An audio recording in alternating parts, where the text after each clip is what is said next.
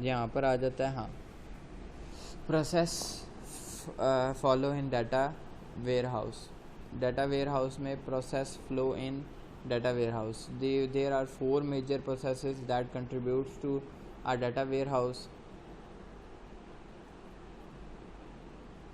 extract and load the data, cleaning and transforming the data, backup and archive the data, managing queries and directing them to the appropriate data source। Basically warehouse में ये चीज़ें working कर रही हैं। यहाँ पर देख लेते हैं, प्रोसेस में सोर्स है, यूज़र है, उसके बाद हमारे पास क्या है, extract and load, archive, query और डाटा ट्रांसफर में मूवमेंट। अब यहाँ से नेक्स्ट चला है, extract and load process. Extract and load process, extract करना डाटा को और लोड करना। It is an important thing in data warehouse. Basically data extraction takes data from source systems, data load takes extracted data and load it to the data warehouse. Basically जो data extraction है वो क्या करता है, data extract करता है source system से। Source system से वो एक्सट्रैक्ट करके डाटा वहाँ पर लाएगा, मतलब, और वहाँ से आगे लोड करेगा। मतलब लोड क्या करेगा, डाटा लोड किया जाएगा कहाँ पर, वेयर हाउस में, जहाँ पर हमें एक्सट्रैक्टेड डाटा, मैं फिर बता रहा हूँ, एक्सट्रैक्टेड डाटा जो है वो लोड कहाँ पर किया जाएगा, वेयर हाउस में किया जाएगा। Before loading the data into the warehouse, the information is extracted from the external sources must be reconstructed. Basically load करने से पहले उसे रिकंस्ट्रक्टेड भी करना पड़ेगा। कंट्रोलिंग द प्रोसेस, प्रोसेस को कंट्रोल करना, ठीक है।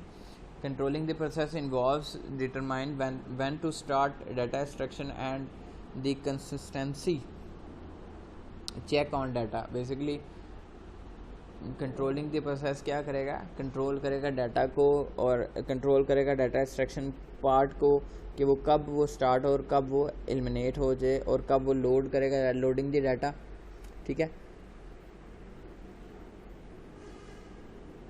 अब clean and transform process. Clean and transform process ऐसी है कि डाटा को क्लीन और रिपीटिव डाटा ना सेव हो रहा हो, ट्रांसफॉर्म करना, यहाँ से वहाँ पहुँचाना। Once the data is extracted and loaded into the temporary data source, it is time to perform cleaning and transforming. Here is the list of steps: cleaning and transforming. Basically, clean and transforms the loaded data into a structure. Partition the data, aggregation.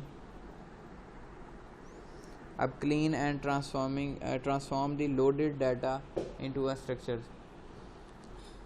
Cleaning and transforming the data, the loaded data helps speed up the query. It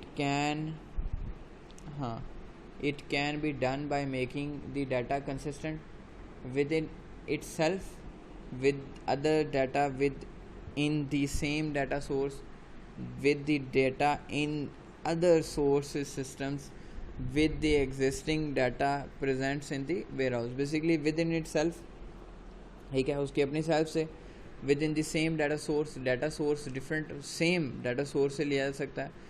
उसके बाद वो क्या करता है, within other data systems, source system से भी लिया जा सकता है, और with the existing data presented in the warehouse से भी लिया जा सकता है। अब यहाँ से देखें, transforming involves converting the source data into a structure.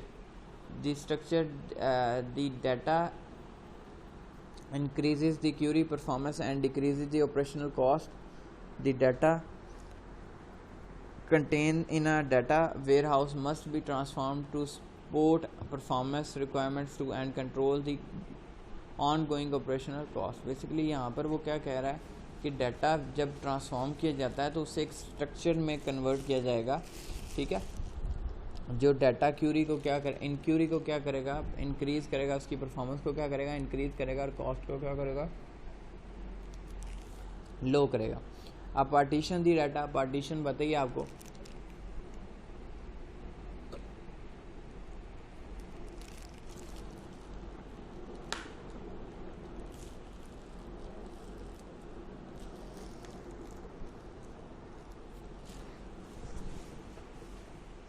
Partition आपको पता ही है कि सेपरेट, फॉर एग्जांपल हम डिफरेंट ना क्या कर देते हैं, पार्टीशंस कर सकते हैं कि मतलब हम लोग डाटा जिसका रिक्वायरमेंट है उसकी रिक्वायरमेंट के पॉइंट ऑफ व्यू से दिया जाएगा। फॉर एग्जांपल अगर देखा जाए तो एडमिन फेस क्या हो जाएगा, अलग हो जाएगा, यूज़र फेस क्या हो जाएगा, अलग हो जाएगा, और जो बंदे ऑन वर्किंग कर रहे हैं तो उनको हम क्या कर देंगे, अलग कर देंगे। तो ये भी एक पार्टीशन कह सकते हैं। नेक्स्ट है जी backup. Backup and archive. Basically backup आपको पता ही है कि किसी चीज़ का बैकअप रखना, किसी चीज़ का बैकअप रख कर आप लोग क्या करते हैं, डाटा को लेते हैं। अब query management processes, manage the query, help speed up the execution time of queries, direct the queries to their most effective data sources. Next चलते हैं monitor actual queries profiles।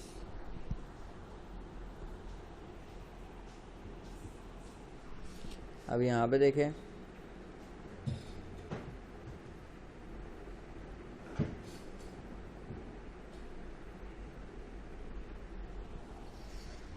हाँ जी, ये 3 tier data warehouse architecture देख लें एक दफ़ा। Architecture में क्या है हमारे पास,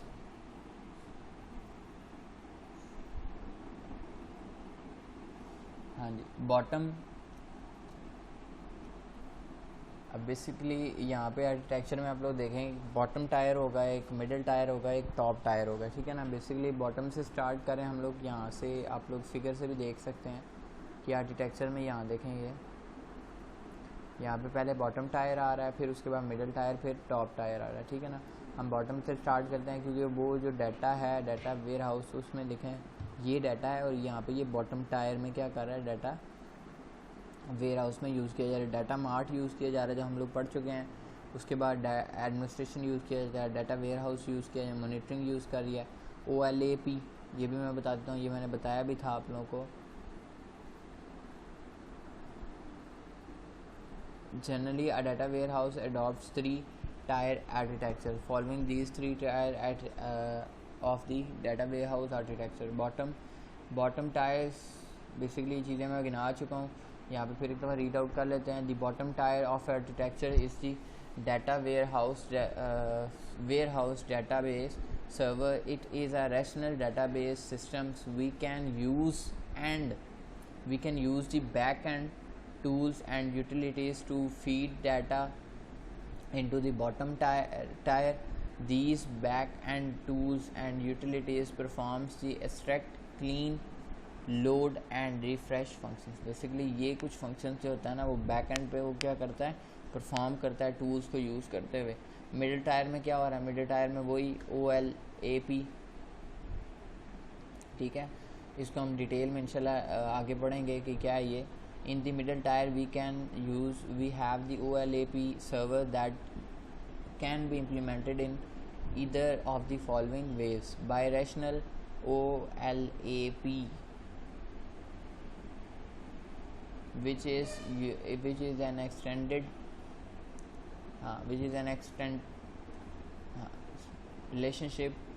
relational database management system. The ROLAP maps the operation on multidimensional मतलब मल्टी वेज से, जिसको हम देख सकें, data to standard relational operation by multidimensional. Second way है इसकी by multidimensional model which directly implements the multidimensional data and operation. Basically multidimensional model को use करते हुए आप लोग क्या करते हैं, मल्टी-डायमेंशनल डाटा को देख सकते हैं। अब इसमें आ रहा है, यहाँ पर देखें, the tyre in the front end back and पे क्या था, बॉटम, और फ्रंट एंड पे क्या है, ये client layer. The layer holds the query tools and reporting tools and analyse tools and data mining. Basically जितना भी एनालाइजिंग, रिपोर्टिंग और डाटा माइनिंग का काम होता है वो क्या करते हैं हम लोग टॉप लेयर में करने की कोशिश करते हैं। आप एक दफ़ा इस फिगर को देखेंगे आपको क्लियर हो जाएगा कि मैं क्या बात कर रहा था, कहाँ से डाटा कहाँ ट्रांसफ़र कर रहा है, ठीक है।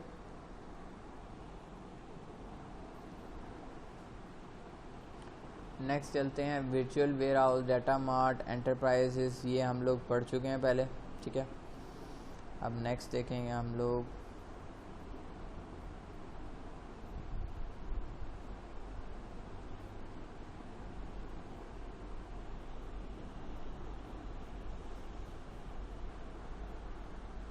बेसिकली टाइप्स ओ ऑनलाइन एनालिटिकल प्रोसेसिंग सर्वर, ये अब आ रहा है हमारा टॉपिक।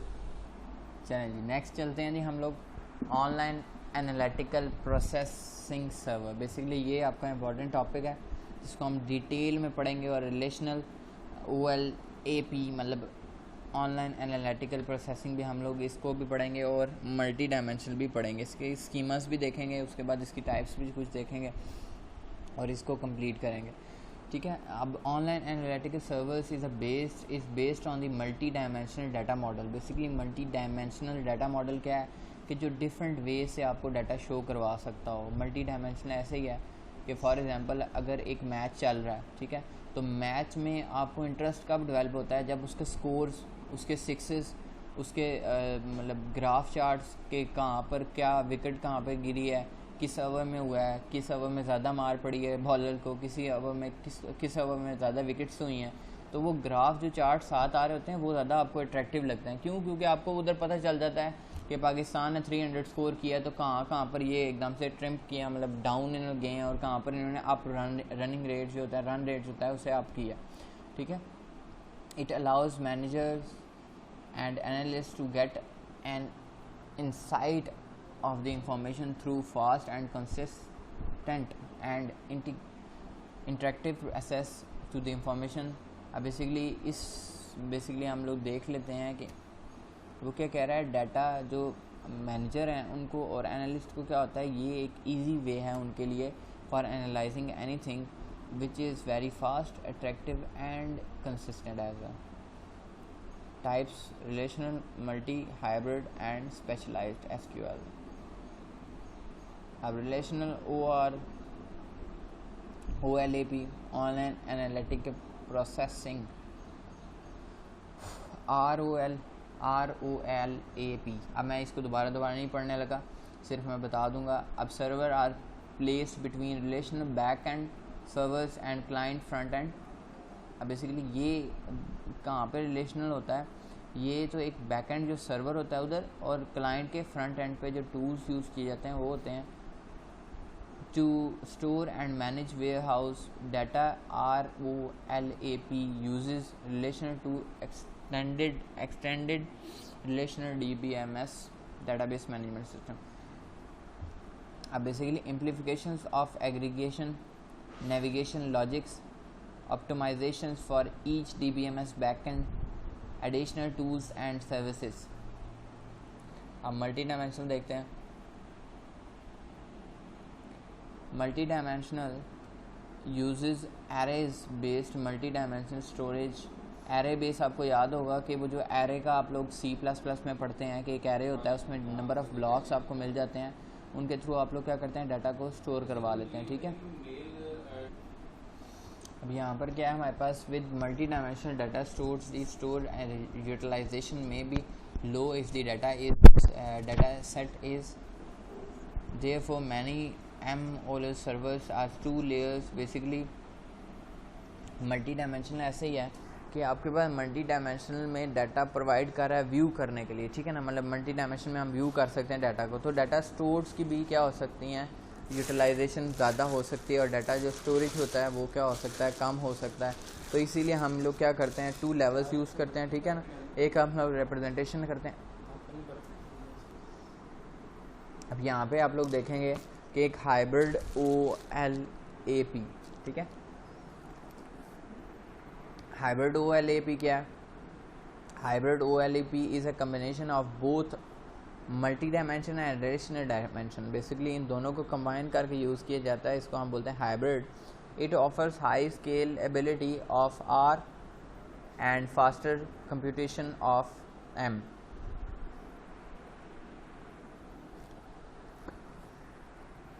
ये स्टेबिलिटी प्रोवाइड करता है R एंड फास्टर कंप्यूटेशन, मतलब फास्ट कंप्यूट करना किससे, M से। HOLAP server allows to store large data volumes of detailed information. The aggregations are stored separately in M। अब यहाँ पर वो क्या कर रहा है कि डाटा को डिफरेंटली क्या कर सकते हैं, स्टोर कर सकते हैं और यूज़ कर सकते हैं। Specialised SQL server Specialized SQL servers provide advanced queries, languages, and query processing supports for SQL queries. Our star snowflake schemas in a read only environment. Basically ये प्रोवाइड करता है, इसको हम स्टार, और ये हम लोग बाद में स्कीमास को पढ़ेंगे क्योंकि स्कीमास में भी एक इम्पॉर्टेंट टॉपिक है आपका स्टार, उसको हम देखेंगे. ऑपरेशन देख लें. रोल अप, यहाँ पे ये रोल अप है, कुछ फिगर्स हैं, इनको देख लेना आप लोगों ने, और ये फिगर्स आपके काम आएंगी. अगर आपको नहीं पता ये कहाँ से मैंने देख रहा हूँ तो मुझे बता दीजिएगा, ताकि मैं इसका लिंक क्या करूँ आपकी मतलब उसी जो आपकी वीडियो होगी उसकी डाउन पे कर दूँगा, ताकि आप इसको देखकर इजीली पढ़ सकें. ठीक है, क्योंकि ये आप लोगों ने काम करना है. पिवट और डाइस और ये सारा कुछ ये आप लोग पहले भी देख के आए हैं. अब basically warehouse, data warehouse और ऑपरेशनल डाटाबेस में क्या डिफरेंस है ये पहले भी हम देख चुके हैं. ठीक है, और ये दोबारा अगेन यहाँ पे लिखा गया, आप लोगों ने खुद देख लेना है. ये लास्ट टाइम मैंने डिटेल में बता चुका हूँ आपको. अब चलते हैं नेक्स्ट टॉपिक पे, क्योंकि टाइम है हमारे पास कम है और हमने इसको देखना है. अब रिलेशनल OR आर्किटेक्चर देख लें जी, क्योंकि बेसिकली यहाँ पर मैं आपको आर्किटेक्चर और डिफरेंटली इसलिए दिखा रहा हूँ क्योंकि आपके MCQs इसी बेस पे बन के आने हैं. ठीक है ना, तो आप लोगों ने डेफिनेशन प्लस आर्किटेक्चर्स लाजमी याद रखने हैं. डाटाबेस सर्वर, ठीक है, ROLAP सर्वर, उसके बाद फ्रंट एंड टूल. बेसिकली यहाँ पर देखें हमारे पास डाटाबेस सर्वर है, इसमें यहाँ पर क्या है हमारे पास रिलेशनल ऑनलाइन एनालिटिक प्रोसेसिंग है, सर्वर है. उसके बाद मीटा डाटा रिक्वेस्टिंग प्रोसेसिंग. अब यहाँ पर क्या हमारे पास फ्रंट एंड पे टूल दिया गया है जो हम लोग यूज़ करना है. ठीक है ना, इसकी कुछ एडवांटेज हैं और कुछ डिसएडवांटेज हैं.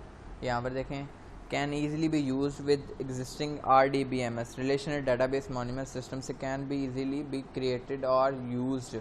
ठीक है ना, data can be stored efficiently since no zero facts can be stored. No zero facts can be stored मतलब कोई भी ज़ीरो फैक्ट जो होगा वो उसको हम लोग स्टोर नहीं कर सकते या करेंगे. अब tools do not use pre calculated data cubes. Basic data cubes वो आप लोगों ने देख लेना खुद, उसको भी स्टोर नहीं करेगा.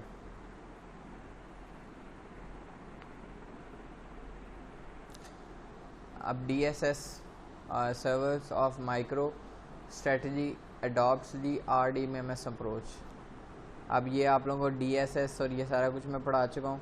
ठीक है ना, ये आप लोगों को पुअर परफॉर्मेंस क्यूरीज. अब बेसिकली इसकी कोई डिसएडवांटेज लिमिटेशंस है, स्केलेबिलिटी है, technology is that utilise information को कर सकते हैं. अब मल्टी डायमेंशन में आ जाएं.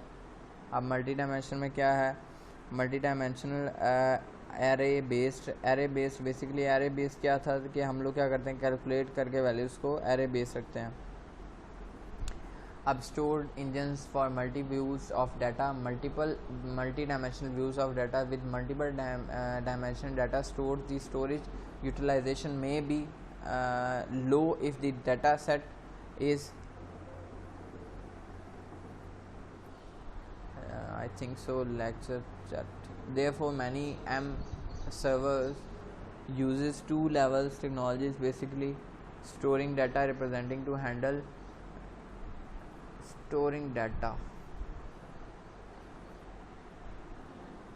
अब बेसिकली यहाँ पर लिखा हुआ है therefore many two levels of data storage representation to handle dense and sparse database. Basically ये भी मैं आपको बता दूंगा, डेफिनेशन इनकी भी बता दूंगा कि डेंस एंड स्पार्स क्या है. बेसिकली यहाँ पे देखें डेंसर एंड स्पार्स क्या है, सब cubes are identified and stored as array structured. Basically ये एरे स्ट्रक्चर्ड की तरह क्या करेगा, स्टोर्ड करेगा.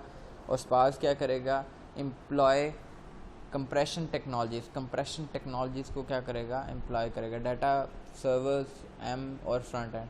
बेसिकली ये भी ऑलमोस्ट RDBMS से सेम ही है, बट ये डाटा रिप्रेजेंटेशन देख लें आप, इसका आर्किटेक्चर देख लें और इसके एडवांटेज और डिसएडवांटेज भी देख लें.